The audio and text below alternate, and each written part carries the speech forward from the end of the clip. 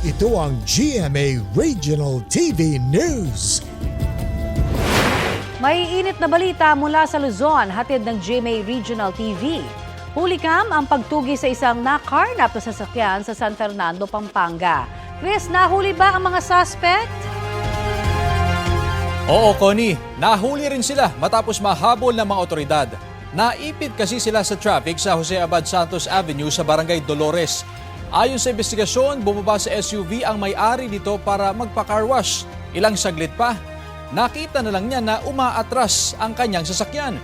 Nang subukang habulin, tinutukan umano siya ng baril ng dalawang sospek.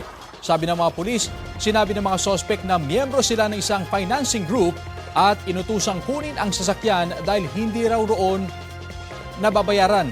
Pero wala naman silang maipakitang ID o anumang pagkakakilanlan. Na-recover sa kanila ang isang baril.